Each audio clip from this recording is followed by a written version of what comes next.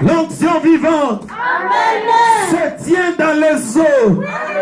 Et elle a saisi Jésus. Elle ressuscita Lazare. Quand elle a saisi Moïse, elle créa des mouches. Alléluia.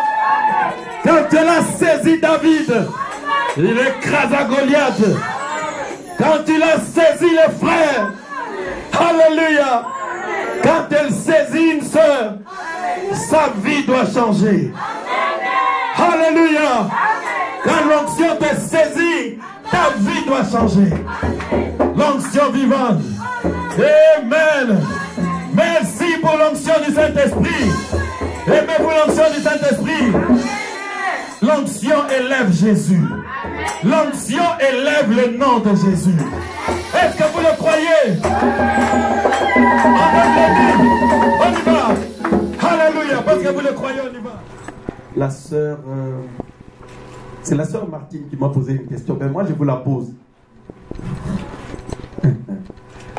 Alors, la sœur Martine m'a posé une question. Je crois que c'était le jeudi, je ne sais plus. Alors, il m'a dit, pasteur, est-ce que vous réalisez? Il me demande si l'Église réalise que Dieu vous a choisi pour porter les réveils dans ce pays. Oh.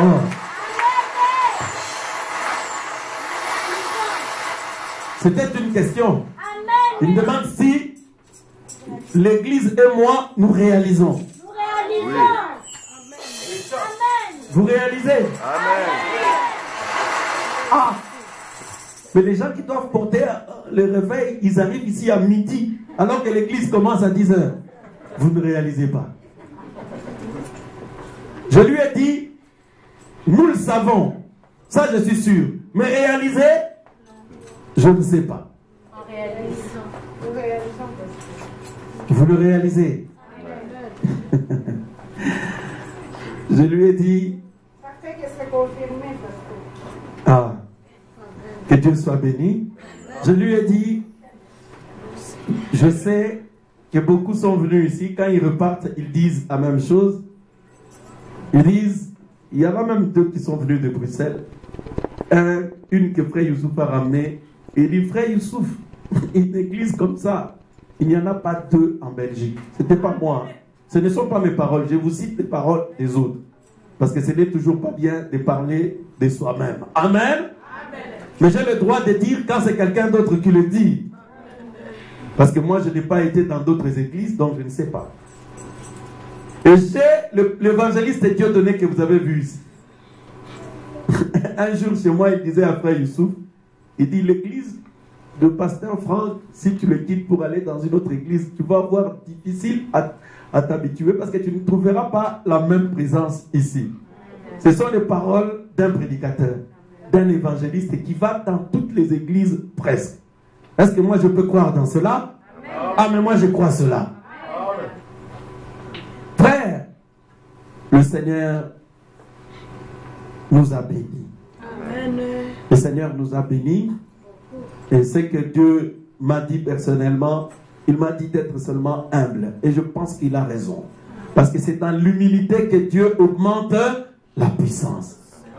Amen. Humiliez-vous. Dieu dit, Frère Branham dit l'humilité, c'est d'abord à l'égard de la parole de Dieu.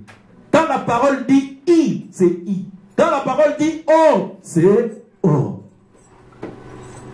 C'est comme ça que Dieu te verra. Bon, Sœur Martine, il paraît qu'il réalise. Amen. Bon, je le crois parce qu'ils le disent. Alors, comportez-vous comme des gens qui portent le feu du réveil. Parce que quelqu'un qui porte le feu du réveil, on n'a pas besoin de le réveiller parce qu'il est réveillé. On n'a pas besoin de le pousser pour adorer son Dieu. On n'a pas besoin de le pousser pour soutenir son église. Dieu a dit que ce feu doit aller partout. Et si vous ne soutenez pas votre église, comment voulez-vous que ce feu aille partout? Demande à frère Peter quand on sort. On ne va pas à pied quand on sort.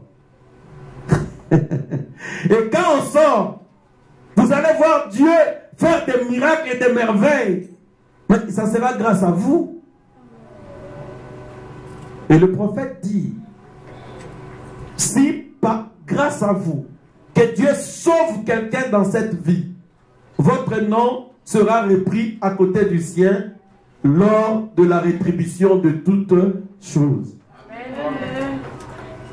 Ne pensez pas que c'est peu de choses que de faire tout, inviter quelqu'un pour venir à l'église, soutenir l'œuvre du Seigneur pour que Dieu guérisse quelqu'un. Nous avons été à Lyon avec frère Peter. Il y a des gens là-bas qui attendaient stériles. Elle ne pouvait pas enfanter. Un autre enfant qui avait des problèmes psychiatriques. Il y a eu des problèmes là-bas. Il fallait que le Seigneur nous déplace. Je porterai cet enfant parce que quand je suis rentré, 7 jours après, elle était enceinte. Je n'ai pas compris. Cette femme avait tellement cru qu'avant de partir, elle est venue me voir. Il dit, pasteur, bonjour, c'est une Ivoirienne. Ah, elle m'a salué vraiment d'une manière tellement profonde que je savais que quelque chose s'était passé avec elle. Amen. Il y a une autre qui était là depuis qu'elle est chrétienne. Elle n'a jamais senti ou vu l'ange de l'Éternel. L'ange de l'Éternel est venu la toucher comme ça par sa main. Elle criait, c'était le samedi. Parce que je leur ai dit que l'ange du Seigneur était là. Je leur ai dit, il est ici. Amen. Amen. Amen. Oh, c'était merveilleux. Comme je vous ai dit vendredi, il est ici sur l'estrade. Amen. Je devais maintenant toucher les gens. Quand j'étais touché comme ça, surtout ceux qui étaient à l'estrade. Quand je touche comme ça, vous là, en bas. Ah, j'ai dit que c'est un peu ce que Dieu désire, que ce qu'il me donne, comme la sœur d'Orcel chante. Cette huile d'onction créée par la parole sur la barbe d'Aaron, sur le pan de ses vêtements, et puis ça part sur l'église. Amen. L'onction qui est sur moi doit aller sur l'église. Amen. Amen. Amen. C'est pourquoi le Seigneur a voulu que je vous touche par la main et que vous ayez quelque chose. Amen. Amen. 2 anges sont venus ici vendredi. Un avait un mouchoir blanc, l'autre un mouchoir rouge. Et le Seigneur nous a demandé de nous mettre à genoux et de confesser. Quand nous nous sommes levés, oh là là, il était là. Amen. Il y a présent, posez-moi vos requêtes. Amen. Donnez-moi vos requêtes.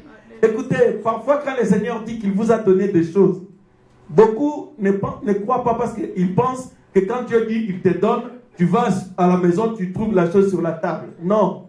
Moi, Dieu m'a donné des choses il y a peut-être 2 ans ou 3 ans. Je suis en train de les voir maintenant. Amen. Quand Dieu dit, il te donne, accepte-le et reçois-le crois-le, tu verras la chose s'accomplir. Amen. C'est la loi de la foi. Oh, nous remercions le Seigneur pour cela. Amen. Amen. Bien, Apocalypse chapitre 1. Bon, nous allons commencer aujourd'hui par le verset 4. Et nous irons jusqu'au verset 16. C'est long? Ok, on va lire tout ça. Jean aux 7 églises qui sont en Asie. Que la grâce et la paix vous soient données de la part de celui qui est, qui était et qui vient. On se lève. Et de la part de 7 esprits qui sont devant son trône. Et de la part de Jésus-Christ, le témoin fidèle, le premier-né d'entre les morts et le prince des rois de la terre. À celui qui nous aime, qui nous a délivrés de nos péchés par son sang et qui a fait de nous un royaume de sacrificateurs pour Dieu. Son Père, à lui soit la gloire, la puissance au siècle des siècles. Amen. Voici, il vient avec les nuées, et tout œil le verra, même ceux qui l'ont percé, et toutes les tribus de la terre se lamenteront à cause de lui. Qui? Oui, Amen. Je suis l'alpha et l'oméga, dit le Seigneur Dieu, celui qui est, qui était et qui vient, le Tout-Puissant. Moi, Jean, votre frère, qui ai part avec vous à la tribulation, au royaume et à la persévérance en Jésus, j'étais dans l'île appelée Patmos, à cause de la parole de Dieu et du témoignage de Jésus-Christ. Je fus saisi par l'Esprit au jour du Seigneur et j'entendis derrière moi une voix forte, comme le son d'une trompette, qui disait: ce que tu vois, écris-le dans un livre et envoie-le aux 7 églises, à Éphèse, à Smyrne, à Pergame, à Thyatire, à Sardès, à Philadelphie et à Laodicée. Je me retournai pour savoir quelle était la voix qui me parlait. Et après m'être retourné, je vis 7 chandeliers d'or, et au milieu de 7 chandeliers, quelqu'un qui ressemblait à un fils d'homme, vêtu d'une longue robe et ayant une ceinture d'or sur la poitrine. Sa tête et ses cheveux étaient blancs comme de la laine blanche, comme de la neige. Ses yeux étaient comme une flamme de feu. Ses pieds étaient semblables à des lérins ardents, comme s'il avait été embrasé dans une fournaise. Et sa voix était comme le bruit des grandes eaux. Il avait dans sa main droite 7 étoiles. De sa bouche sortait une épée aiguë à des tranchants. Et son visage était comme le soleil lorsqu'il brille dans sa force. Dieu Tout-Puissant, Créateur du ciel et de la terre, ceci est ta parole. Personne n'a reçu le droit de l'interpréter, Seigneur. Parce que tu as dit, la prophétie ne doit faire l'objet d'une quelconque interprétation particulière. Nous prions, Seigneur, que tu viennes toi-même donner l'interprétation fidèle que tu avais rendue par le biais de ton prophète. C'est pourquoi je m'écarte du chemin. Ferme ma langue, Seigneur, pour que je ne dise pas de bêtises à ton peuple. Je voudrais que toi-même viennes et leur parles, Jésus. Parce qu'il s'agit de la vie éternelle. Il s'agit de leur cœur, ô mon roi. Je ne veux pas leur ensemencer de quoi que ce soit d'autre que ta parole. Loin-moi du Saint-Esprit. Et la puissance qui s'est emparée de moi maintenant aille dans leur cœur, afin que leur cœur brûle au-dedans d'eux. Et qu'ils disent comme les disciples sur le chemin d'Emmaüs. Et qu'ils disent, nos cœurs ne brûlaient-ils pas au-dedans de nous quand il nous parlait?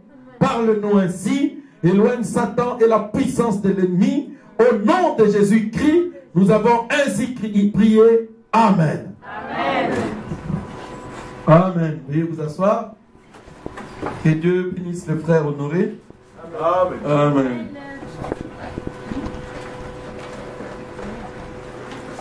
Je vous salue tous ce matin dans le nom précieux de notre Seigneur Jésus-Christ. Nous remercions le Seigneur pour cette belle matinée et nous voulons en profiter pour écouter les informations du ciel.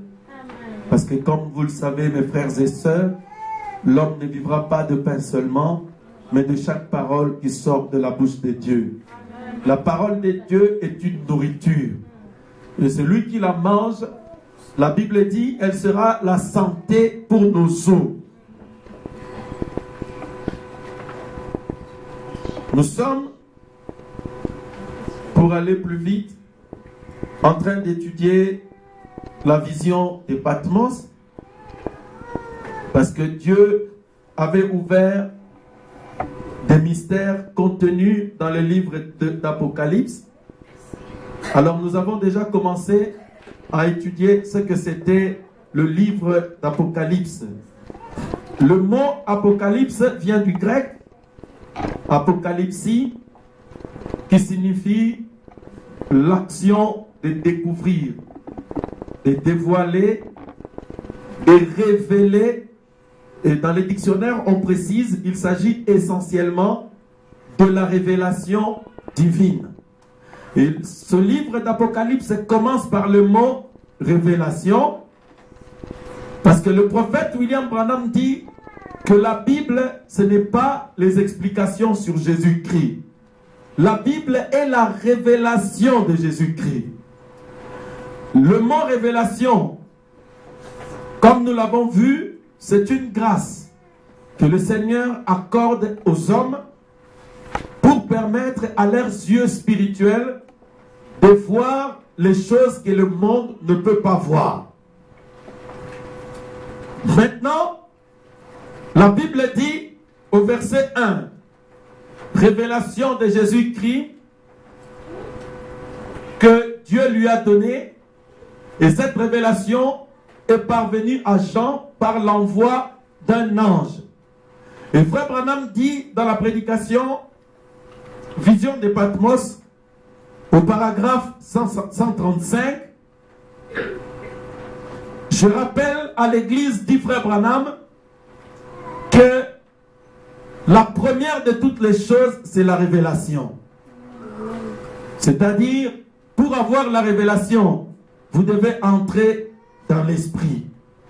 Pour que Dieu fasse avec vous quoi que ce soit, pour que Dieu vous utilise correctement, vous devez d'abord entrer dans l'esprit.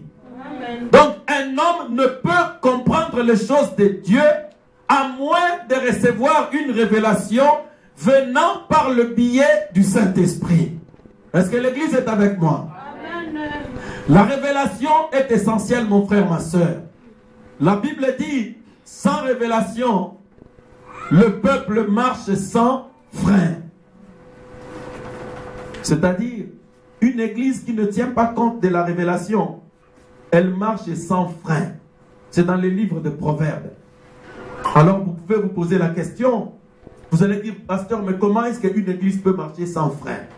C'est-à-dire, quand une église est sans frein, cette église-là, elle fait tout ce qu'elle veut. Donc, il n'y a pas de frein pour l'arrêter. Dans cette église, le pasteur peut se permettre d'appeler tous les frères et toutes les sœurs, d'acheter des chikwang et de commencer à manger avec de la chèvre dans l'église. Dans cette église, on peut prendre des écrans géants, on met là-bas, pour regarder une partie de football. Rien ne peut arrêter un tel homme. Parce qu'il n'y a pas de révélation.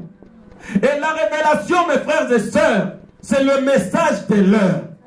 Et dans le message, par exemple, le prophète dit que l'église est un sanctuaire. C'est-à-dire, c'est un lieu où Dieu descend. On ne peut pas manger dans l'église. On n'a pas le droit de faire des plaisanteries dans l'église. On ne peut pas prendre les histoires du monde telles que le football et la musique du monde, venir la jouer dans l'église. Donc si vous avez la révélation, vous allez avoir un frein. Et votre frein, ça sera quoi? Ça sera le message de l'heure. Vous n'allez pas amener la mondanité dans l'église. La révélation, mes frères et sœurs, a été apportée par un ange. Parce qu'il y a des gens qui refusent le ministère des anges. Ils n'aiment pas que les anges exercent leur ministère. Alors qu'il est écrit dans Hébreux chapitre 1, au verset 3 et au verset 12. Les anges sont des esprits envoyés par Dieu pour exercer un ministère en faveur de ceux qui doivent hériter du salut. C'est-à-dire les gens qui héritent du salut, ce sont des gens qui ont reçu le baptême du Saint-Esprit. Et une église qui a reçu le baptême du Saint-Esprit a le droit du ministère des anges. Est-ce que l'église est avec moi? Amen. Dans la Bible, c'est un ange, l'ange de l'Éternel, qui est apparu à Moïse pour lui donner la commission d'aller délivrer les enfants d'Israël. C'était une révélation.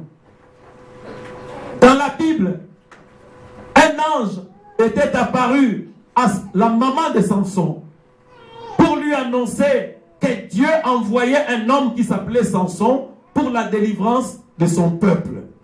Et dans la Bible, nous avons vu qu'un ange, 3 anges même, étaient apparus à Abraham pour lui annoncer dans Genèse 18 la venue du fils de la promesse qui s'appelait Isaac. Dans la Bible, un ange était apparu à Marie comme messager pour dire à Marie qu'il y a un enfant qui va naître de toi. Et cet enfant sera le sauveur du monde. Amen. Dans la Bible, dans Luc, chapitre 2, les anges apparurent aux bergers sur la colline la nuit pour leur annoncer la naissance du Messie et là où se trouvait le Messie. Dans la Bible, un ange était apparu à Paul, à Philippe, à Pierre, etc., etc. Et en 1947, un ange est apparu à William Branham pour lui indiquer la parole prophétique qui allait préparer la venue de ce message que nous vous prêchons aujourd'hui. Parce que dans la prédication, la parole parlait la semence originelle. Au paragraphe 88, le prophète William Branham dit: ma mission sur la terre était de préparer et d'annoncer la venue de la parole. Amen. Donc c'est un ange qui lui a apporté cette commission pour nous annoncer ce message. Amen. Maintenant, Lys de la Vallée, vous devez refuser que les anges viennent nous apporter des messages ici? Non. Non, nous ne refuserons pas. Et c'est un ange qui a apporté tous les livres d'Apocalypse, la révélation des choses cachées, à l'apôtre Jean. J'insiste là-dessus. Parce que si vous ne voulez pas, par exemple, qu'un prédicateur, admettons, comme le frère Honoré, c'est un prédicateur, si vous ne voulez pas qu'il prêche ici, il peut se tenir derrière cette chaire. Il parle, il cite la parole de Dieu. Dieu l'utilise. Mais cela ne sera pas une bénédiction pour vous. Est-ce que vous le savez? Amen. Si vous ne voulez pas que moi je prêche ici, je peux prêcher comme je veux. Dieu peut m'utiliser comme il veut. Mais cela ne vous bénira pas. Pourquoi? Parce que vous refusez que moi j'exerce mon ministère ici. Maintenant, si vous refusez que les anges exercent leur ministère ici, que l'ange de l'Éternel, dans la colonne de feu, exerce son ministère ici, cela ne sera pas profitable à l'Église. D'ailleurs, Dieu finira par partir. Parce que si vous ne voulez pas de lui, il partira. Et c'est pourquoi vous voyez dans beaucoup d'églises, l'ange de l'Éternel n'est pas là, la colonne de feu n'est pas là, les anges ne descendent pas, la puissance de Dieu ne se manifeste pas, parce qu'ils ont refusé ce ministère-là. Amen. Mais moi, je l'ai dit publiquement et clairement. Ce ministère-là, des anges, j'ouvre la porte de mon église. Ils doivent exercer leur ministère. Amen. La colonne de feu viendra ici selon la promesse. Amen. Parce que William Branham dit, partout où ce message sera prêché, la même colonne de feu sera là. Amen. Et puis, Nous avons vu que notre ami Jean, il ne pouvait pas rester au monde. Parce que la révélation ne peut pas vivre en vous tant que vous ne voulez pas vous séparer du monde. Dieu a permis, parce que Jean était un apôtre, Dieu a permis que par le concours des circonstances, on l'envoie quelque part. Où est-ce qu'on a envoyé Jean? Je pose la question à l'église. Pour écrire les livres d'Apocalypse. Il a été envoyé où? Dans une île appelée Patmos. Nous avons vu que Patmos est une île, un endroit séparé. Maintenant, le prophète dit, c'est une île qui se trouve quelque part là en Asie mineure, à 50 km d'Éphèse, au sud de la Grèce et près de Turquie. Maintenant, cette île, en ce moment-là, c'était une île rocheuse. Et là, il y avait des scorpions, des serpents. On y envoyait des prisonniers, c'est-à-dire des gens pour qui il n'y avait pas de place dans les prisons normales. On les envoyait dans cette île pour aller mourir. Oh non, moi, des choses comme ça ne peut pas m'arriver. Des difficultés comme ça, qu'on m'arrête, qu'on fasse des histoires, moi, ça ne peut pas m'arriver. Qui vous a dit que le malheur ne peut pas arriver à un enfant de Dieu? Si les apôtres ont été emprisonnés, si les apôtres ont été même frappés,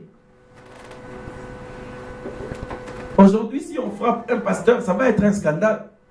Mais sauf que vraiment Dieu était avec lui. Comment est-ce qu'on a laissé ces types-là la frapper? Mais oui, où est le problème? Si on doit me frapper pour la gloire de Dieu, qu'on me frappe. Mais on ne doit pas me frapper parce que j'ai été volé ou parce que j'ai été prendre la femme d'une personne. Là, si on vous frappe pour ça, ne dites pas qu'on me frappe pour la gloire de Dieu. Non. On vous frappe pour la gloire de Satan. Amen. L'île de Patmos, c'était un endroit isolé. C'est pourquoi nous avons vu que pour que la révélation vienne sur toi, vous devez être placé sur une île. Jean était isolé à cause de la parole de Dieu. C'est ce que Jean déclare lui-même. Vers le verset 9. Il dit, moi Jean, votre frère, qui a eu part à cette tribulation, aux souffrances. Aujourd'hui, les chrétiens n'aiment pas souffrir. Moindre souffrance, le chrétien devient comme une mope qu'on a plongé dans un seau, fatigué comme ça. Il dit, sœur, qu'est-ce qu'il y a? Ah, mes preuves. Frère, qu'est-ce qu'il y a? Ah, non, ça ne va pas. Mais qui vous a dit que les chrétiens ne vont pas avoir des souffrances, des épreuves? Vous me voyez aujourd'hui. Moi, j'allais à pied de Kitambo jusqu'à Rigimi pour aller écouter le message que je vous prêche aujourd'hui. Mon père avait de l'argent, il avait ça. Mais je ne lui demandais pas ça parce que mon père, en ce moment-là, il ne voulait pas de ma foi. Parce qu'il ne voulait pas de ma foi et que moi, je ne travaillais pas encore, donc je ne pouvais pas lui demander son argent et aller à l'église. Parce qu'il allait dire, ah, vos églises. Alors, moi, je devais marcher à pied. Je traversais Makala, Ngiri, Makala, Bumbu. Je faisais des collines, je descendais. Frère, je rentrais parfois la nuit. Vous savez, avec des connexions du courant, il pleuvait, comme ça, on enjambait. Moi, je ne voyais déjà pas bien en ce moment-là. Je devais enjamber des histoires de courant la nuit à cause de ce message. Je rentrais fatigué. Je ne savais même pas que je souffrais. Parce que les sermons que j'écoutais, la parole de Dieu que j'écoutais, était une consolation pour moi. Amen. Nous retournions en train de chanter. Amen. Nous, on chantait dans les taxibus. Les chants que je chante aujourd'hui, moi je les chantais dans les taxibus. Comment, hein? Comment ça? C'était dans les taxibus que je chantais ça. Je chantais au rentrée. On rentrait en chantant. On était dans la joie. Frère, Mais on n'avait même pas, je n'avais même pas 200 € pour moi. La joie. Frère, Jean a été placé à Patmos. La Bible dit à cause de la parole de Dieu et du témoignage de Jésus-Christ. Et c'est pourquoi ce message que tu as cru, c'est Jésus-Christ. Si tu crois véritablement, ma soeur, le monde entier, le monde, les églises du monde, ils te prendront, ils vont te placer sur une île. Vous savez, quand on vous isole, on commence à vous insulter. Oh, à baby. Celle-là, à Bungi. Il nous calme comme église. Il paraît que tu es comme une Séapon. C'est comme ça qu'on appelle notre église. Séapon. Église. Peut-être que c'est une coïncidence. Savez-vous que l'église de Frère Branham à Jeffersonville, c'était aussi sous le pont. Et c'était au coin des deux riz qui se croisaient. Alléluia. Il y a un petit secret entre les dieux sous le pont. Alors vous êtes sous le pont. Mes amis, où on regarde comment il est devenu. Regarde comment il est devenu. Ce gars, oh non, mais ce gars-là, il a pété le plomb. On ne sait pas ce qu'il arrive. Il fréquente un groupe d'exaltés au coin. On les a vus ce jour-là en train de brailler comme des malades. Pas possible. Ils faisaient des bruits. Ils braillaient, ils ricanaient. Et il y a des sœurs qui roulaient par terre. Mais moi je me dis, mais on doit en parler à ses parents. Mais ça ne va pas. Frère, vous serez isolés à cause de la parole et du témoignage de Jésus-Christ. C'est pourquoi n'ayez pas peur de conformer votre vie à la parole. Parce que ce que Dieu veut, c'est que vous ayez du caractère. Quand ils diront, la voilà comment elle est devenue, alors vous serez en train de glorifier Dieu. Frère Branham dit, quand on se moque de vous parce que vous obéissez à la parole, les gens qui se moquent de vous sont en train de vous envoyer des bénédictions. Amen. Et ils s'attirent des braises de feu sur leur tête. Alors, quand vous serez bien isolés dans l'île de Patmos, maintenant, la Bible dit, Jean fut ravi en esprit au jour du Seigneur. Avant d'avoir toutes ces révélations, Jean fut ravi en esprit, mon frère, ma soeur. Et c'est pourquoi le prophète dit, vous ne pouvez rien faire de bien, de spécial, d'important avec Dieu, à moins que vous soyez d'abord ravis en esprit. Amen. Vous devez d'abord recevoir le Saint-Esprit. C'est pourquoi nous vous prêchons le Saint-Esprit. Si vous recevez le Saint-Esprit, alors vous êtes prêts à voir la vision, à recevoir la révélation sur des choses qui doivent arriver bientôt. Parce que la Bible dit, révélation de Jésus-Christ, qu'il nous a fait connaître. Révélation sur les choses qui doivent arriver bientôt. Il y a des gens qui disent, non, moi je sais, la fin du monde, ça sera comme ça. Non, tu ne sais pas. Si tu crois réellement que le monde va finir, tu vas devenir sérieux avec la parole. Tu n'es pas sérieux avec la parole parce que tu ne crois pas. Tu n'as pas la révélation que Jésus va venir bientôt.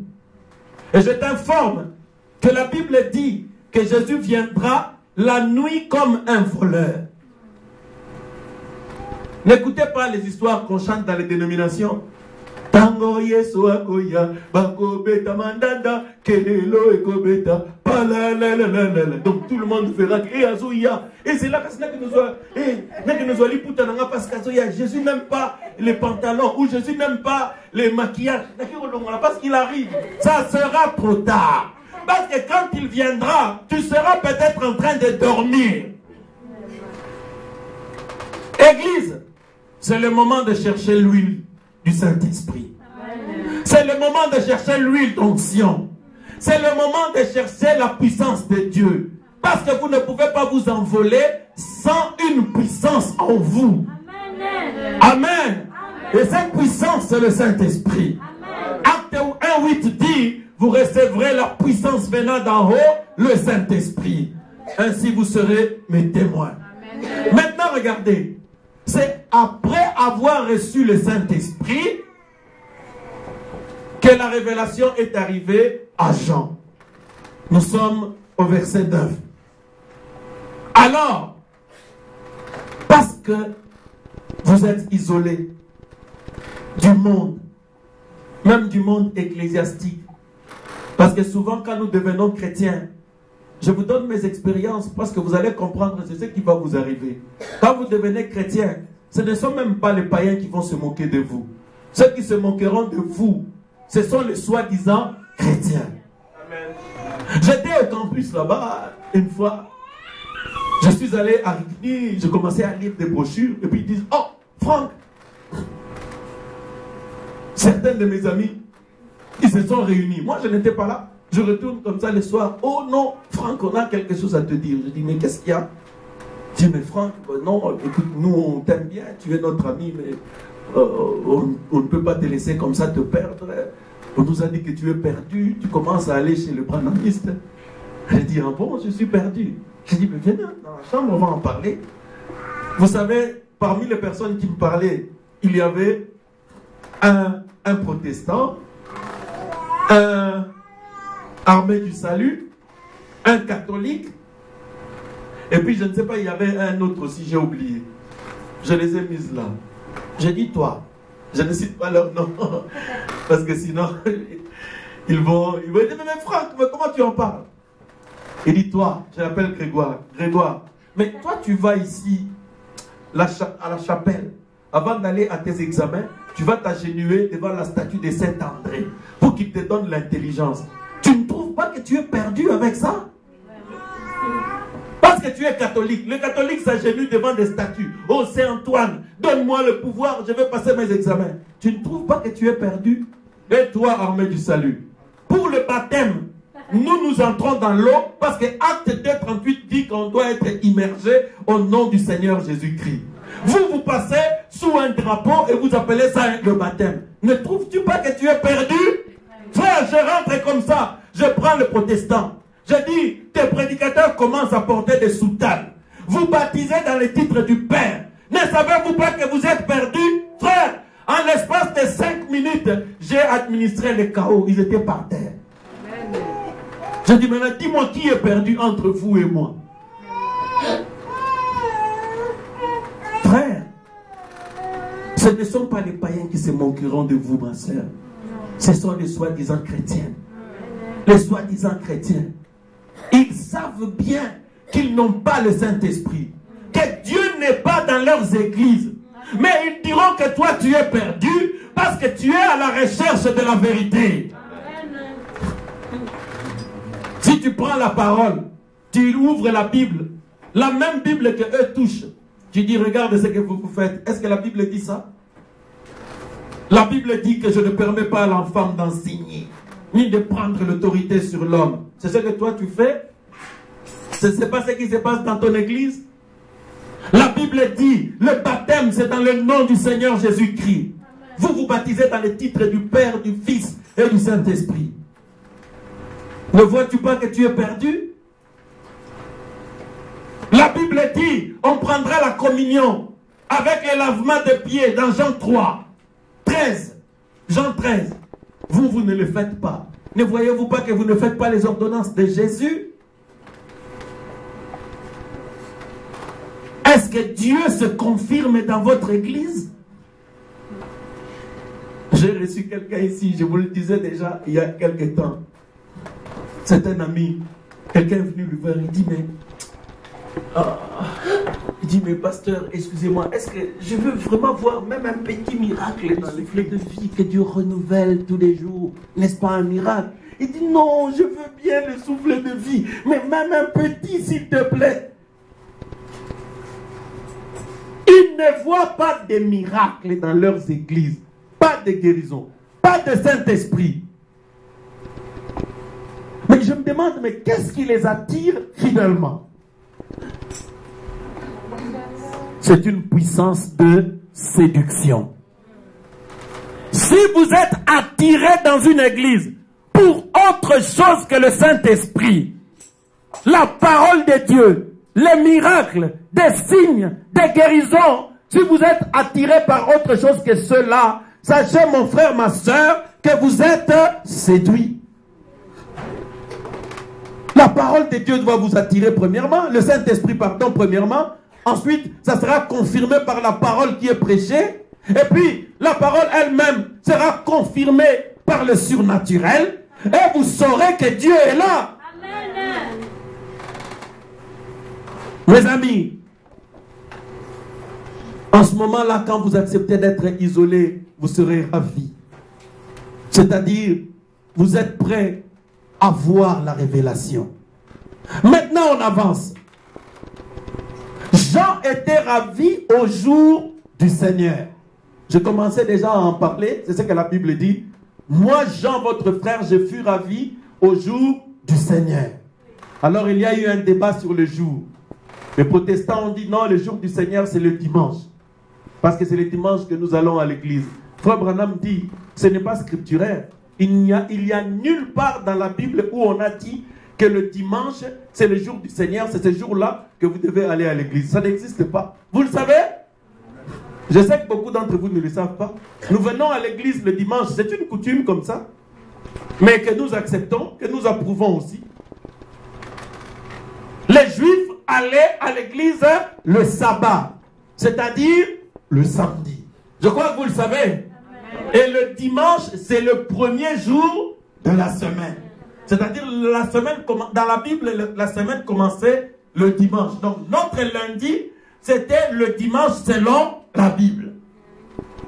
Donc, le dimanche, on devrait être là, amener les enfants à l'école, aller au travail, faire tout ce que nous devons faire. Mais nous le faisons, parce que c'est une coutume que nous avons trouvée, et nous le respectons, il n'y a pas de problème. Alors, d'autres disent, le jour du Seigneur, c'est le sabbat. Oh non, le jour du Seigneur, c'est ceci. Alors le prophète dit, il n'en est rien. Parce que Jean a écrit Apocalypse pendant 2 ans. C'était à l'an 95 et 96 de notre ère. Donc il a été ravi au jour du Seigneur pour écrire toutes ces choses. Alors ce jour-là, ce n'est pas un dimanche. Parce que sinon, comment un dimanche peut durer 2 ans? Ce n'était ni un dimanche, ce n'était ni un samedi. Alors nous avons trouvé, selon la parole de Dieu, le jour du Seigneur. Vous savez, le Seigneur a fait le monde en 6 jours. Le 7e jour, la Bible dit que Dieu s'est reposé. Le jour du Seigneur, mes frères et sœurs, c'est son sabbat. C'est-à-dire, c'est le repos. Le jour du Seigneur, c'est le Saint-Esprit. Maintenant, on va avancer. Frère Branham dit, nous sommes dans ce monde. Nous sommes en train de vivre. Maintenant, c'est le jour de l'homme. C'est-à-dire, prenez le jour dans le sens, comme on dit, vous comprenez cette expression-là? C'est-à-dire, le temps dans lequel tu es en train de vivre maintenant t'appartient. Le lendemain ne t'appartient pas. Donc prenez le jour dans le sens du temps. Alors si vous prenez le jour dans le sens du temps, alors Frère Branham dit, nous sommes en train maintenant de vivre pendant le jour de l'homme. Maintenant, je vais vous le prouver. Aujourd'hui, Vladimir Poutine ou Barack Obama, ils peuvent prendre les décisions qu'ils veulent. Ils peuvent décider que vous, Congo, vous n'allez pas être indépendant. Nous, on peut faire ce qu'on veut. Barack Obama décide, Vladimir Poutine décide, rien ne se passera. Est-ce que je dis la vérité? Amen. À moins que Dieu n'intervienne. Si Dieu n'intervient pas, ça sera ainsi. Les hommes peuvent se lever. Ils votent des lois qu'ils veulent. Parce que le prophète dit, nous sommes en train de vivre pendant le jour de l'homme. Donc l'homme est en train de régner. Mais le jour de Dieu arrive, mon frère, ma soeur.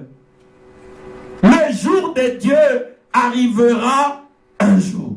Amen. Maintenant, regardez. Pendant le jour de l'homme, Franck était en train de vivre comme il voulait. Il se promenait comme tout petit garçon. Il se promenait comme tout adolescent. Il faisait ceci, il faisait cela. Toi aussi, pendant le jour de l'homme, en tant qu'Antoinette, toi, pendant le jour de l'homme, en tant que Frédéric, tu faisais tout ce que tu veux. Maintenant, quand tu rencontres le message, tu rencontres le Saint-Esprit, tu mets fin à tes jours de règne, tu entres dans le jour de Dieu. L'Église est avec moi. C'est-à-dire, quand tu rencontres Dieu, tes jours s'arrêtent, tu rentres maintenant dans le jour du Seigneur. Et dans le jour du Seigneur, on ne fait pas la volonté de l'homme, on commence à faire la volonté du Seigneur. Je suis en train d'expliquer ces jours de la Bible pour que vous compreniez. Jean fit ravi au jour du Seigneur. Donc ce n'était pas le jour de l'homme, c'était le jour du Seigneur. Et le prophète explique cela, il dit que pendant le jour du Seigneur, nous entrons dans les repos. C'est-à-dire, quand nous entrons dans le repos, c'est notre sabbat. Notre repos, c'est le Saint-Esprit. Si un homme accepte ce message pour recevoir le Saint-Esprit, il se repose de ses œuvres. C'est-à-dire, pendant le jour où tu régnais, tu pouvais vivre dans la prostitution, tu pouvais vivre dans le vol, tu pouvais vivre dans le péché, dans l'insolence, dans l'impolitesse. Mais quand tu acceptes de rentrer dans le jour du Seigneur, tes jours s'arrêtent. Et dans le jour du Seigneur, c'est Dieu qui règne et tu commences à faire sa volonté.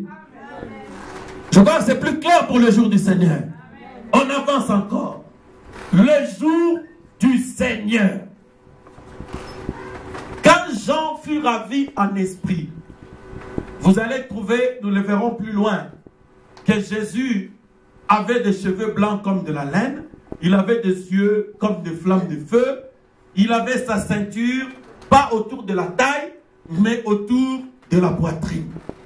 Frère Branham dit que Jésus, en ce moment-là, il n'était plus l'agneau, il n'était plus prophète, mais Jésus était juge.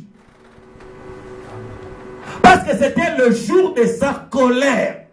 Les hommes ont régné, les rois de ce monde ont régné, et Jésus vient dans son règne, et il commence à exercer son jugement sur la terre. Et Jean, qui était sur la terre comme nous, parce qu'il était ravi en esprit, Dieu lui a fait la grâce de voir le déroulement de toute la période qui avait commencé de l'âge de Fès, c'est-à-dire à la Pentecôte, jusqu'à ce jour. Jean a vu même au-delà des jours où nous vivons. Il a même vu le millénium, il a vu l'enlèvement, Jean a vu même la Nouvelle Jérusalem, Jean a vu même ce qui se passera dans l'éternité. Est-ce que l'Église est avec moi? Parce que si vous prenez Apocalypse 1, là on montre la révélation. Jean entre en esprit, il commence à voir la vision. La première chose qu'il voit pendant les jours du Seigneur, il voit Jésus. C'est qu'on va voir tout à l'heure. Après, nous passons au chapitre 2. Au chapitre 2, la Bible parle des âges de l'Église. C'est-à-dire le premier âge qui est Éphèse, qui va commencer vers l'an 95 jusqu'à l'an 300 quelque chose. Et puis le deuxième âge qui commence vers les âges, ainsi de suite, jusqu'à plus ou moins l'an 1900. Alors là, c'est le dernier âge de l'Église. Donc Jean a vu toutes ces périodes défiler dans la Bible. C'était la vision que Dieu lui a donnée. Maintenant, nous arrivons dans Apocalypse 4. La Bible dit, monte ici. Jean avait quitté la terre, il est allé au ciel. Et Frère Branham dit, c'est le type de l'enlèvement. Et là, on commence à parler des choses qui se sont passées au ciel. C'est ainsi que quand vous prenez Apocalypse chapitre 5, vous verrez que là, l'agneau était au ciel, il reprend le livre. Après, il est descendu plus tard sur la terre. Vous prenez les chapitres 6, 7, c'est la révélation des sceaux.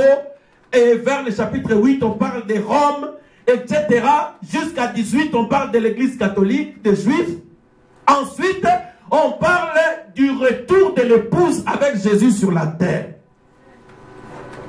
Vers le chapitre 20, vous allez voir, on parle de Jérusalem, qui descend sur la terre, parce que la terre va exploser, et la nouvelle ville où nous allons habiter descendra de près de Dieu. Jean donne même les mesures de la ville, il décrit même un peu la ville, comment les murs seront en diamant, comment le pavement sera en or, etc. Je crois que si ceux qui lisent Apocalypse, vous voyez les choses dont je parle. Amen. Donc Jean avait vu le jour du Seigneur. Parce que le jour que nous sommes en train de vivre maintenant, c'est le jour de l'homme. Le jour du Seigneur, mon frère, ma soeur, viendra après. Vous allez vous demander, mais pourquoi Jean a vu ça? Je n'ai pas le temps de le lire aujourd'hui, mais dans Jean chapitre 21, du verset 20 à 23, la Bible dit, un jour, Jean était couché sur la poitrine de Jésus, et l'apôtre Pierre a demandé à Jésus, il dit, mais quand sera-t-il de cet apôtre-ci que tu aimes? Parce que Jean était jeune, il avait environ 15 ans, 16 ans, 17 ans, quand il suivait Jésus. C'est pourquoi vous les jeunes gens, ne prétextez pas de votre jeunesse. L'apôtre Jean, il suivait déjà Jésus à l'âge de 15 ans, 16 ans. Il était tout le temps où se trouvait Jésus. Il suivait la parole partout. À l'école, il allait avec la parole. Chez ses parents, la parole était toujours avec Jean. Amen. Maintenant, Jésus a répondu à Pierre. Il lui a dit, si je garde Jean jusqu'à ce que je retourne, que t'importe? C'est-à-dire, si je permets que Jean soit en vie jusqu'à ce qu'il voit mon retour, que t'importe? Vous pouvez lire ça dans Jean 21, 20 à 23. La Bible dit, les bruits coururent que Jean n'allait pas mourir jusqu'à ce que Jésus revienne. Mais alors que Jésus n'avait pas dit ça. Mais parce que Jésus ne parle pas pour rien. Jésus a pris Jean. Il l'a enlevé du temps. Il a pris Jean. Il l'a écarté du temps. Jean est allé dans la révélation. Jean est monté dans la vision. Jean était ravi en esprit. Alors Jean a commencé à voir les choses qui se passeront même dans l'éternité. Mes amis, si le Saint-Esprit vous prend, le Saint-Esprit s'empare de vous, entrez une fois dans la prière avec vraiment l'onction du Saint-Esprit.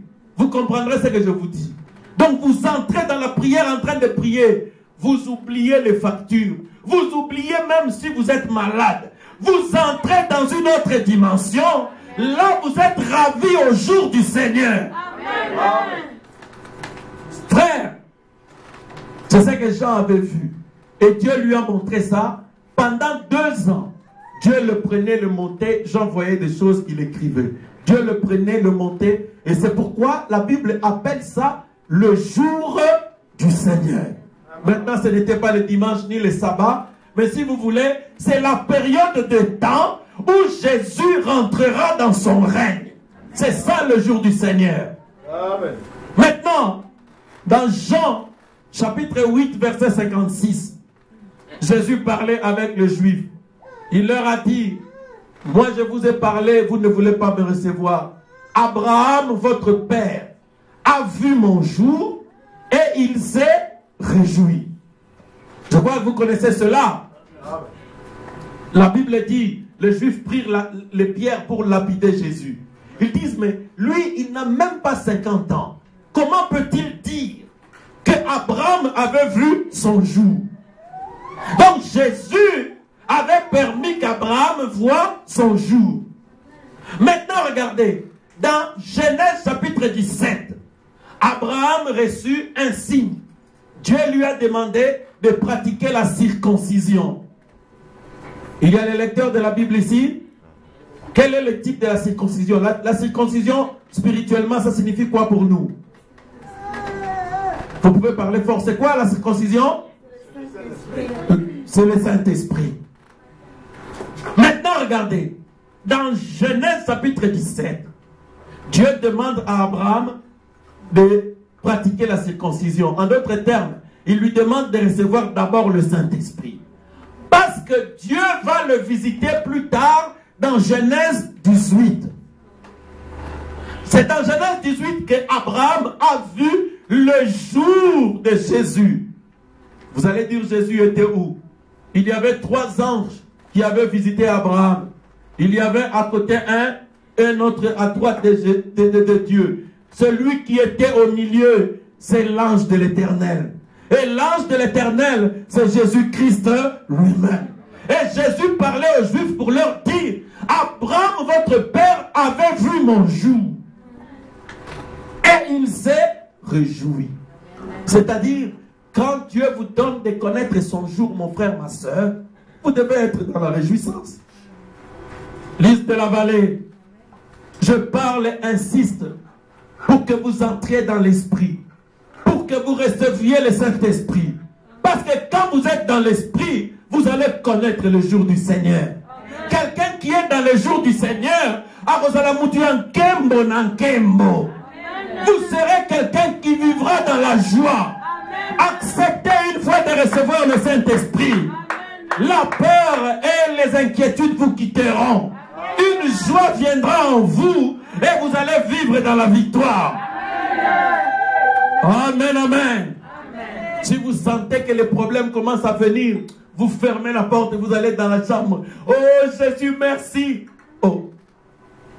Vous êtes rentré pour demander à Dieu de vous pardonner ou pour que Dieu bénisse ou guérisse votre corps. Vous allez vous retrouver en train de prier pour le pasteur. Seigneur, bénis le pasteur. Donne-lui encore la parole, la puissance. Seigneur, bénis mes frères et sœurs. Dieu met même les paroles dans votre bouche. Amen. Parce que vous êtes maintenant dans son jour. Amen. Vous allez voir, quand vous commencez votre prière, vous connaissez les paroles que vous allez dire.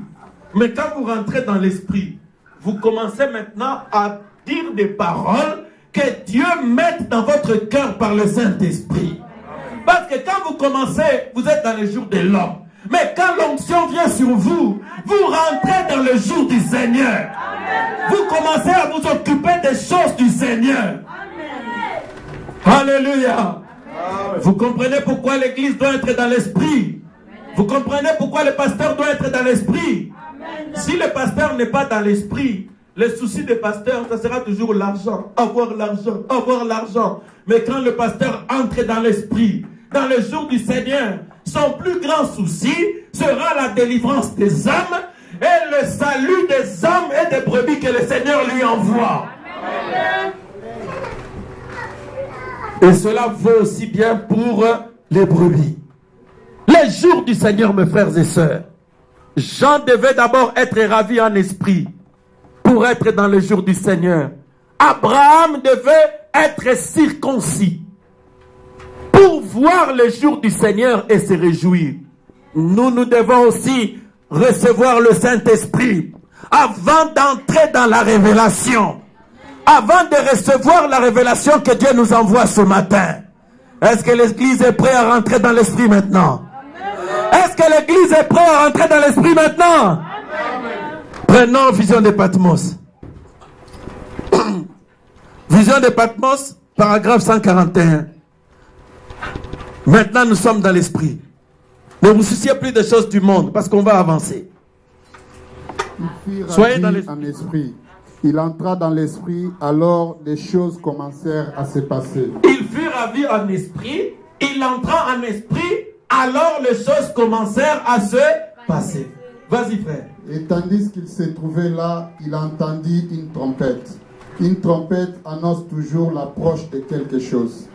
Quand un roi s'approche, on sonne de la trompette. Amen. Quand Jésus s'avance, on sonne de la trompette. Amen. Quand Joseph sortait, on sonnait de la trompette. Amen. Et maintenant, quelque chose va se passer. Amen. Jean était dans l'esprit et il entendit une trompette. Amen. Alors il se retourna pour voir ce qu'il y avait derrière lui. Lorsqu'il entendit la trompette, après avoir été ravi en esprit. Reste là, frère. On va continuer à lire. S'il y a un siège, tu peux t'asseoir là. Maintenant, regardez, frère. Le prophète dit, Vision de Patmos, paragraphe 141. Jean fut ravi en esprit. Il entendit le son de la trompette. Maintenant, les choses commencèrent à se passer. C'est pourquoi on ne doit pas parler aux gens quand ils sont dans la chair. Quand les gens sont encore occupés à des choses du monde, on ne peut pas dérouler la révélation pour eux. Vous devez d'abord être dans l'esprit. Et quand vous êtes dans l'esprit, vous allez vous réjouir. Même si les choses sont difficiles, même si les factures arrivent, vous allez garder votre bonne humeur. Parce que vous êtes dans l'esprit. Vous êtes sous l'onction. Maintenant, regardez. La première chose qu'il entendit, c'était un son de la trompette.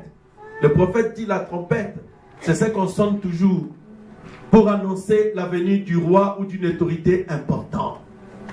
Dans 1 Thessaloniciens chapitre 4, versets 15 à 16, la Bible dit, au son de la trompette, à la voix d'un archange, avant que le Seigneur ne revienne, on entendra d'abord le son de la trompette. Et le prophète dit, c'est quoi la trompette?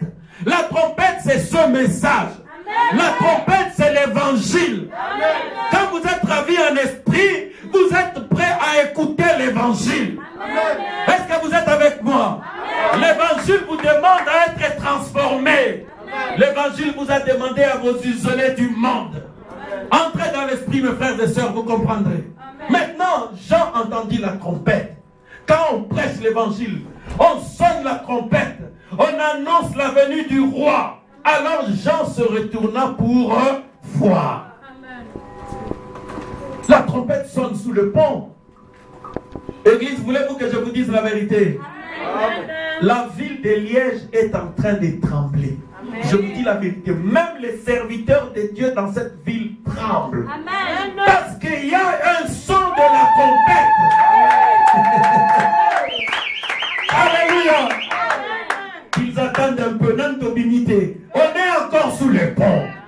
Le son de la trompette annonce toujours la venue du roi. Amen. La venue du prince. Amen. Alléluia. Amen. Ils entendent le son. Amen. Quand la trompette sonne, les malades sont guéris. Amen. Quand la trompette sonne, les gens reçoivent le Saint-Esprit. Quand la trompette sonne, le message de l'heure est prêché. Amen. Quand la trompette sonne, les anges descendent. Amen. Et les épouses se réunissent. Alléluia. Pendant la guerre, on sonne de la trompette pour faire les rassemblements des militaires. Amen. Nous sommes en guerre contre Satan. Amen. La trompette sonne pour réunir l'épouse. Les rassemblements de l'épouse pour la démonstration finale. Amen. Alléluia. Amen. Nous sommes en esprit, mes frères et sœurs.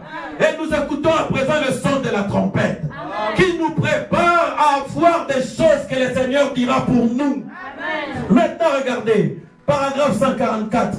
On continue. Jean était déjà dans l'esprit. C'est fini. Toi qui ne le sais pas, Jean voyait ces choses alors qu'il était toujours dans l'île de Patmos. Amen. Dieu ne lui avait pas encore donné une grande maison et beaucoup de voitures ou beaucoup d'argent. Il n'avait pas de compte en banque. Mais il était dans l'île de Patmos, ravi en esprit. Là, il attend la trompette. Il se retourne. Et qu'est-ce qu'il avait vu? Lisons-le maintenant. La plus glorieuse des révélations est celle de la divinité suprême de notre Seigneur Jésus-Christ. Vous ne pouvez commencer avant que vous ne croyiez cela. C'est pourquoi Pierre a dit, répentez-vous, puis voyez la divinité. Amen. Reprenez. Plus fort. Est-ce que l'Église entend cela? Amen. Bon, s'il entend cela pendant qu'il lit, dit Amen. Mon frère Christian, quand tu es dans l'esprit, fais comme si tu étais en train de prêcher. Répète cela. La plus glorieuse de toutes les révélations, c'est quoi? Vas-y, frère. Tamango. Oh, bango, basambe la branam, basambe la ramutu. Oh. Trompette des odanguisa. Oh, attends. Et bandit dans le c'est le début seulement. La plus glorieuse des révélations est celle de la divinité suprême de notre Seigneur Jésus-Christ. Vous ne pouvez commencer avant que vous ne croyiez cela. C'est pourquoi Pierre a dit, répentez-vous, puis voyez la divinité. Soyez baptisés au nom de Jésus-Christ pour la rémission de vos péchés. Alléluia. Est-ce qu'on peut donner des acclamations à Jésus? Liste de la vallée. Est-ce qu'on peut rentrer dans la révélation avant de croire cela? Croyez-vous dans la divinité suprême de Jésus-Christ? Est-ce que vous croyez que Jésus-Christ est Dieu? Est-ce que vous croyez qu'il est le prince de tous les rois de la terre? Alléluia. C'est la plus grande des révélations. La puissance de Dieu qui se manifeste en lui.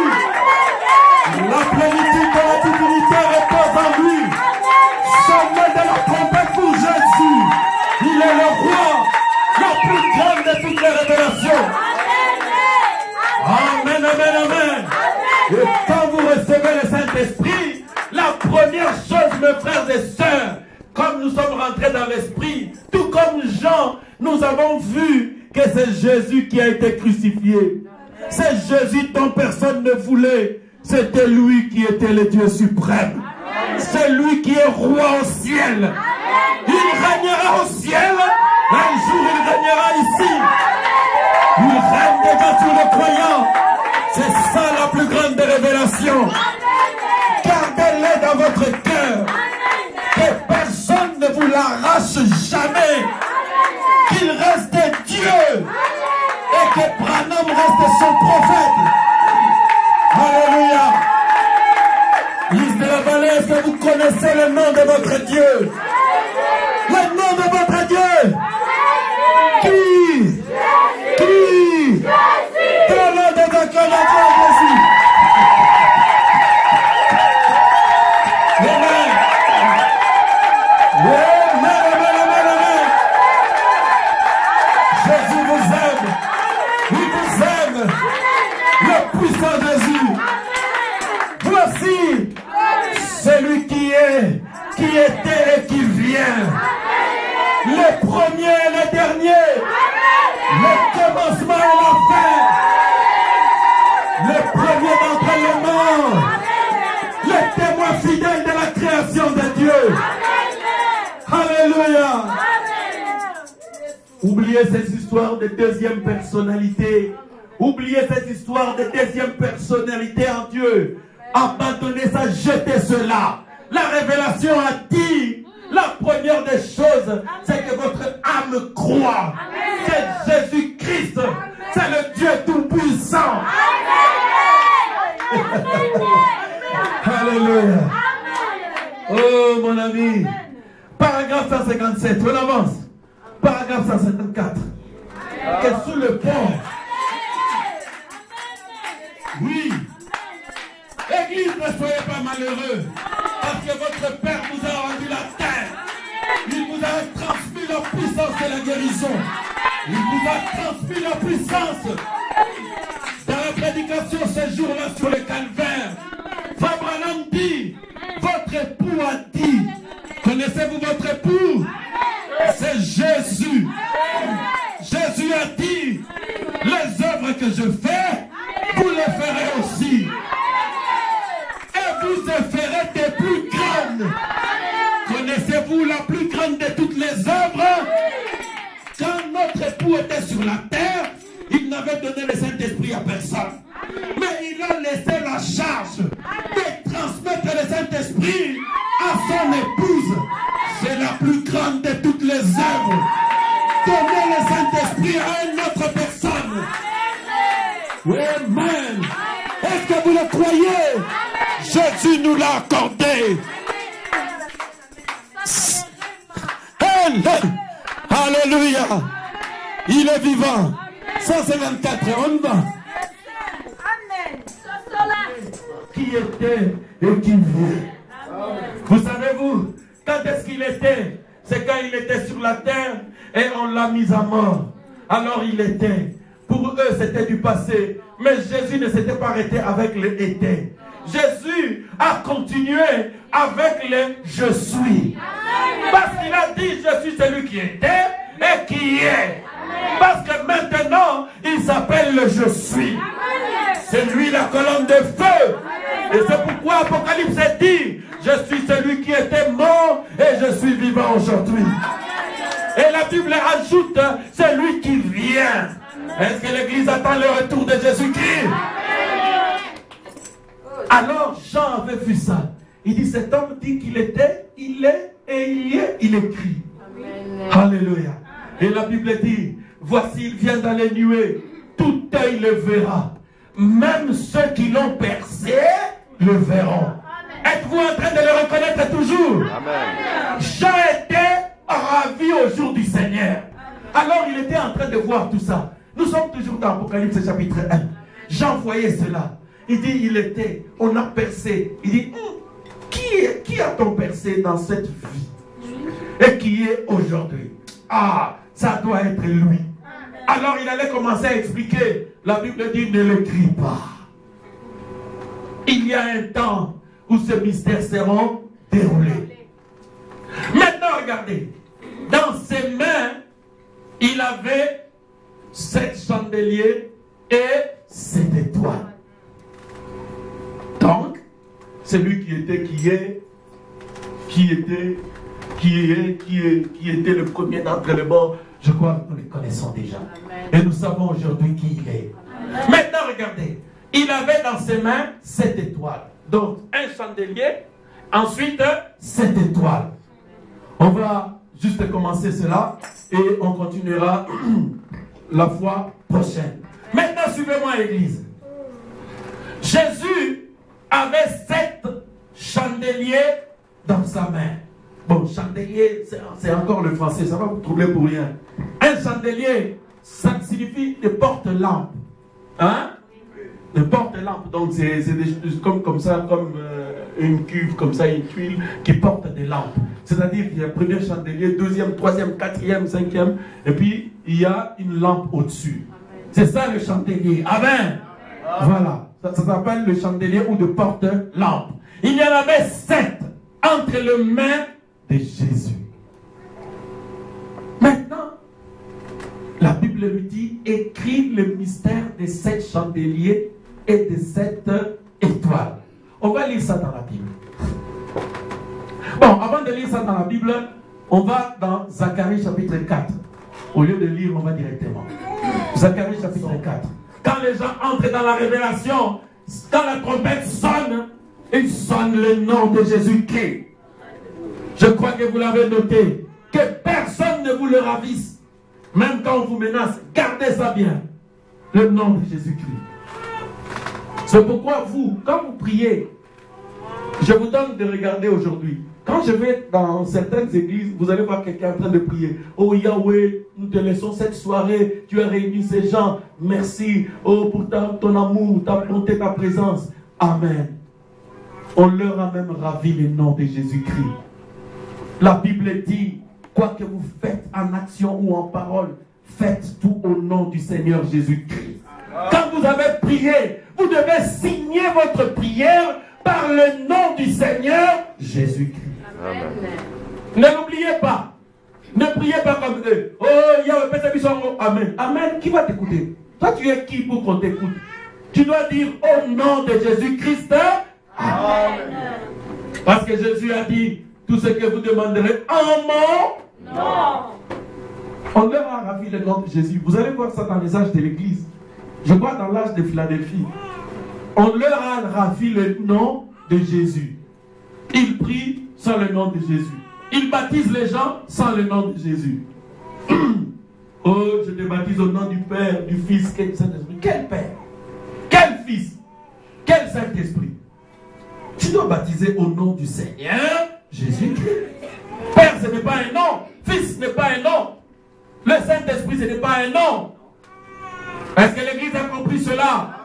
C'est pourquoi priez toujours au nom de Jésus-Christ. Ne laissez pas les gens le supposer. Tu dois le dire. Là, tu seras sûr d'être exaucé. Ok. Zacharie 4. L'ange qui me parlait revint et il me réveilla comme un homme. Toujours un ange qui vient parler au prophète Zacharie. 500 ans avant le venue de Jésus. On y va. Il me réveilla comme un homme que l'on réveille de son sommeil. Il me dit, que vois-tu? Je répondis, je regarde et voici, il y a un chandelier tout en or, surmonté d'un vase et portant 7 lampes, avec 7 conduits pour les lampes qui sont au sommet du chandelier. Et il y a près de lui des oliviers, l'un à la droite du vase et l'autre à sa gauche. Et reprenant la parole, je dis à l'ange qui me parlait, que signifient ces choses, mon Seigneur? L'ange qui me parlait me répondit, ne sais-tu pas ce que signifient ces choses? Je dis non, mon Seigneur. Alors il reprit et me dit, c'est ici la parole que l'Éternel adresse à Zorobabel. Ce n'est ni par la puissance, ni par la force, mais c'est par mon esprit, dit l'Éternel. Amen. Tu peux en rester là. L'ange lui donna la vision. Il vit un chandelier remonté de 7 conduits et 7 lampes. Et 2 oliviers à gauche et à droite du chandelier. Retenez bien ces chiffres. 7 lampes toujours et 7 oliviers. Apocalypse maintenant. On retourne dans Apocalypse. Chapitre 1 toujours. Commence par le verset, je crois 14, là où il parle le mystère de cette église que tu as vue. Vite frère, parce que je cours maintenant pousse contre la mort. Je me retournais pour savoir quelle était la voix qui me parlait, et après m'être retourné, j'ai vu 7 chandeliers d'or. Et au milieu de 7 chandeliers, quelqu'un qui ressemblait à un fils d'homme, vêtu d'une longue robe et ayant une ceinture d'or sur sa poitrine. Sa tête et ses cheveux étaient blancs comme de la laine blanche, comme de la neige. Ses yeux étaient comme une flamme de feu. Ses pieds étaient semblables à des reins ardents, comme s'il avait été embrasé dans une fournaise, et sa voix était comme le bruit de grandes eaux. Il avait dans sa main droite 7 étoiles. De sa bouche sortait une épée aiguë à des tranchants, et son visage était comme le soleil lorsqu'il brille dans sa force. Quand je l'ai vu, j'ai tombé à ses pieds comme mort. Il posa sur moi sa main droite en disant, « Ne crains point, je suis le premier et le dernier et le vivant. J'étais mort et voici, je suis vivant au siècle des siècles. » C'est qui? Jésus. Continue. Oui, je suis vivant. J'étais mort et voici, je suis vivant au siècle des siècles. Je tiens les clés de la mort et du séjour des morts. Écris donc ce que tu as vu, ce qui est et ce qui doit arriver ensuite. Le mystère de 7 étoiles que tu as vu dans ma main droite et de 7 chandeliers d'or. Les 7 étoiles sont les anges de cette église et les 7 chandeliers sont les 7 églises. L'homme que vous avez vu, le prophète dit, il y a 7 choses qu'on a décrites dans son corps.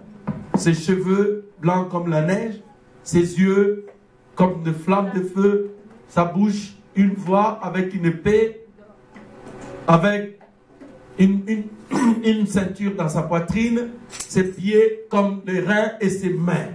Donc il y a 7 choses qu'on verra prochainement. Maintenant, dans sa main, il y a ces 7 chandeliers. Il y a les 7 étoiles. C'est la même chose que Zacharie avait vu 709 ans auparavant. Et Frère Branham dit dans la prédication Vision de Patmos, au paragraphe 157, justement, il dit Zacharie avait vu la même chose que Jean a vu, c'est-à-dire les 7 âges de l'Église. Parce que Jésus a dit, le mystère des 7 chandeliers qui portent des lampes que tu as vues, ce sont les 7 églises. Maintenant, regardez, les 7 églises, Jean les a citées précédemment. Donc, il y a l'église d'Éphèse, de Thyatire, de Pergame. Je n'ai réussi jamais à les citer en ordre.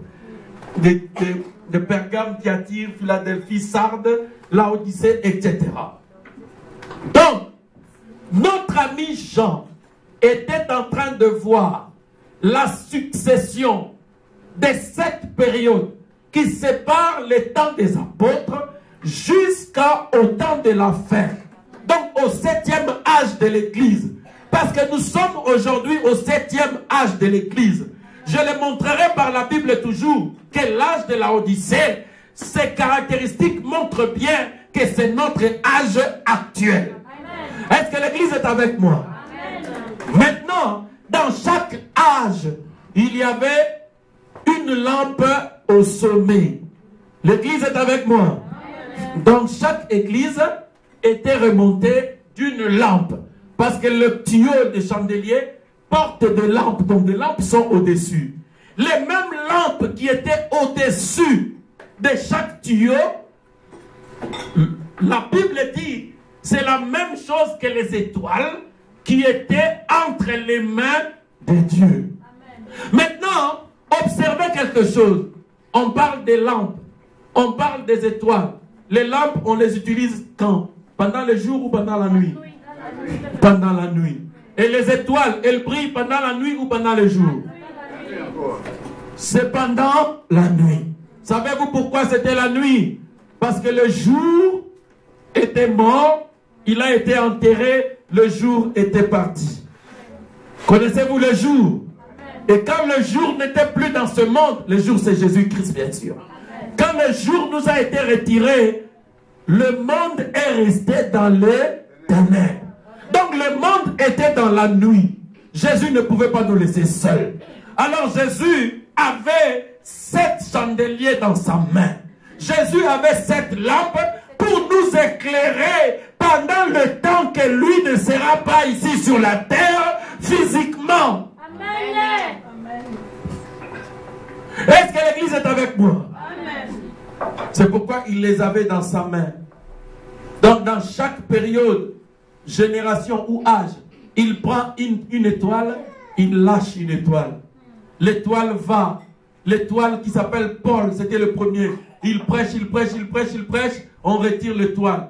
Il lâche la deuxième étoile, Irénée. Il lâche Colomban. Il lâche à la 7e étoile qui était William Branham, le prophète du temps de la fin. Amen. Vous devez maintenant comprendre ce plan de la rédemption à partir de l'église de Pentecôte, parce que je n'ai pas remonté à l'éternité. On verra ça un autre jour. Aujourd'hui, je déroule cette histoire à partir de la Pentecôte. C'est-à-dire le jour nous a été retiré, nous sommes pendant la nuit. Parce que Ésaïe l'a dit, Ésaïe 60, le monde est plongé dans les ténèbres.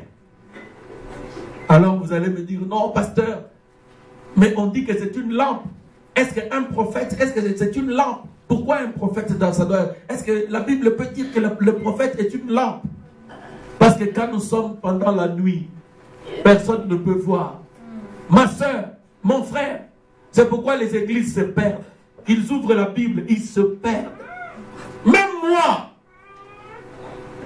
si je n'avais pas eu cette révélation, je me serais perdu avec les autres. Pourquoi est-ce que je me serais perdu? Parce que le monde est plongé dans les noirs. Maintenant, pour voir dans les noirs, mes frères et sœurs, nous avons toujours besoin d'une lampe. Amen. Nous avons toujours besoin d'une étoile pour être éclairés. Amen. Personne n'est capable de retrouver le chemin pour retourner à Jésus. Il n'y a que les lampes qui étaient dans sa main, Amen, qui sont capables de te montrer où se trouve Jésus. Amen. Il n'y a que les étoiles qui étaient dans sa main, Amen, qui sont capables de te montrer où se trouve Jésus. Amen. Oh pasteur, mais est-ce qu'une étoile peut montrer où se trouve Jésus? Amen. Matthieu chapitre 2, la Bible dit, une étoile conduisit les mages de l'Orient. L'étoile les a menés à Jésus. L'étoile entre les mains de Jésus a pour mission de te conduire à Jésus. Amen. Ok. Jean chapitre 5, verset 35. On va terminer, ne vous en faites pas. J'introduis seulement. Vous devez comprendre pourquoi est-ce que nous croyons le message que Jésus nous a envoyé par frère Branham. Si vous ne le comprenez pas, vous allez parler comme les autres. Oh non, ils adorent Branham. Personne n'adore Branham ici. Parce que Branham, c'est une étoile. Amen. Une étoile a une mission. C'est ce que nous sommes en train de voir. Amen. Mais maintenant, Jésus avait dans sa main une lampe. Jésus, est-ce que Jésus est une lampe? Amen. Non. Jésus n'est pas une lampe. Jésus n'est pas une lampe. Je vais vous montrer ce que Jésus est. Hein? Ok. Jésus n'est pas une étoile. Non, une étoile un peu, mais pas une lampe. Écoutez, on y va. Jean était la lampe qui brille et qui luit. Et vous avez voulu vous réjouir une heure à sa lumière. Amen. Jean, c'était qui? La lampe. Non, quel Jean? Jean qui? Jean-Baptiste. Jean-Baptiste. Jean-Baptiste était qui? Le prophète. Était un prophète. Jean-Baptiste était un prophète. Jésus l'appelle qui? La lampe. Jésus l'appelle qui? La lampe. Vous comprenez qu'un prophète est une lampe. Amen. Un messager est une lampe. Amen. Vous avez vu ça? Amen. Jésus lui-même appelle un messager qui était devant lui la lampe. Et ces lampes étaient dans la main de Jésus. Notre prophète était dans la main de Jésus. Hein? C'est pourquoi nous sommes sûrs. C'est pourquoi quand nous ouvrons les brochures, nous n'avons pas peur. Parce qu'une lampe, elle nous éclaire. Une lampe, mes frères et sœurs. Frère Branham dit, ce sont les 7 anges, le messager envoyé aux 7 églises. Un ange signifie un messager. Amen. Donc, Jésus en avait 7. Maintenant, regardez. Prenons Psaume 119, 105. Rapidement. Psaume 119, verset 105. Je termine. Je pose seulement la fondation parce que nous allons commencer à étudier le mystère de chandelier et puis nous entrerons maintenant dans les âges de l'Église. Parce que je vais vous enseigner maintenant les âges de l'Église. Amen. On y va. C'est une lampe à mes pieds. Quand le prophète vous apporte la parole, et la parole que le prophète apporte, et le prophète lui-même, sont une lampe qui vous éclaire dans les ténèbres. Église, vous comprenez maintenant pourquoi nous suivons un message prophétique? Parce que c'est une lampe. N'oubliez pas que les mages, pour arriver vers Jésus, ils avaient suivi une étoile. Et une étoile, c'est un messager. Une étoile, c'est un prophète. Une étoile, elle ne vous amènera nulle autre part que vers Jésus. Ok. Maintenant, on termine. 2 Pierre 1, 19. Ma soeur, mon frère, vous faites bien. Vous qui êtes venus ici. Nous tenons d'autant plus certaine la parole. Dis-moi ces versets-là, j'aime bien ça. 2 Pierre 1, 19. Et nous tenons pour autant plus certaine la parole prophétique à laquelle vous faites bien de prêter attention. À laquelle vous faites bien de prêter attention. Lise de la vallée, nous prêtons attention à quelle parole prophétique? Parce que c'est Pierre qui l'a dit. Ne prêtez pas attention à n'importe quelle parole d'un pasteur ivre. Prêtez oreille à la parole prophétique. Pourquoi la parole prophétique, toi aussi, Pierre? Parce qu'elle est quoi? Elle est quoi? Vas-y, continue. Comme une lampe qui brille dans un lieu obscur jusqu'à ce que les jours viennent à apparaître et que l'étoile du matin se lève dans vos cœurs. Amen. Vous voyez pourquoi est-ce qu'on prête attention à la parole prophétique? La parole prophétique, c'est une parole qui nous est apportée par un prophète. La parole prophétique, c'est une parole qui nous est apportée par un prophète. Lise de la vallée. Ne tremblez pas devant des gens qui vous critiquent. Vous avez le verset de la Bible. La Bible confirme ce message. Et je le lirai prochainement. Le prophète dit, le fait que Jésus avait des étoiles pour nous envoyer aux églises, c'était la preuve que le monde était dans les ténèbres. Maintenant, Frère Branham est une lampe. Irénée est une lampe. Maintenant, je vais vous raconter un phénomène. Quand le jour se lève, le soleil de la justice lui-même est là. Toutes les lampes, les ampoules, les collements, les histoires s'éteignent. Est-ce que c'est la vérité? Est-ce que vous avez besoin d'une lampe quand c'est le jour comme cela? Vous n'avez pas besoin d'une lampe. Vous n'en aurez pas besoin. Quand l'étoile du matin lui-même reviendra, on n'aura pas besoin d'une lampe. Parce que Jésus, c'est plus qu'une lampe. Les prophètes, ce sont les étoiles, ce sont des lampes. Jésus lui-même, c'est la grande lumière. Jésus lui-même est le soleil de la justice. Que Dieu vous bénisse. J'étais partie quelque part. C'est vrai que j'étais aussi isolée. J'étais partie voir mon fils qui est en prison, je veux dire. Et en arrivant là-bas, je me suis dit, je ne vais pas rester comme ça, je vais prendre quand même mon évangile pour essayer un peu de lire. Amen. Alors là, j'ai ouvert sur l'Apocalypse. Je regarde, je dis, Apocalypse, c'est un peu dans ma casse. Là, c'est autant compliqué, mais tout passe, moi, je comprends ça. Mais j'ai pris quand même le temps pour lire sur le chapitre 1 jusqu'au chapitre 2. Alors j'ai essayé de comprendre, mais ça m'est compliqué tout le temps. J'ai dit ouf, j'ai fermé mon évangile. Et je reviens, c'était les mercredis.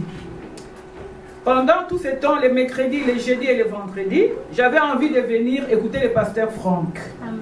Alors je me suis dit, je vais voir le dimanche si j'aurai le temps, je vais y aller. J'ai dormi aujourd'hui la nuit. Vers 4 h du matin, je me suis levé, je suis allé à la toilette, je reviens. J'ai vu quelque chose qui m'a impressionné. J'ai vu la chaise ici, c'est le modèle de chaise. J'ai vu la chaise là devant, avec un frère, mais ça va faire rire un peu, qui ressemble à ses frères ici, agenouillé, Bible ouverte, qui priait Dieu. Alors je me suis sursautée, j'ai dit, ah, je dois aller aujourd'hui chez le pasteur Franck. Et voilà, je viens, j'arrive, c'est le message même que j'avais reçu de mercredi, que je ne comprenais pas. Et voilà, j'ai compris quelque chose là-dedans. C'est pourquoi je suis passé pour bénir mon Seigneur et dire merci à Dieu. Pasteur Franck, que mon Dieu te bénisse. Amen. Voilà, c'est tout. Amen.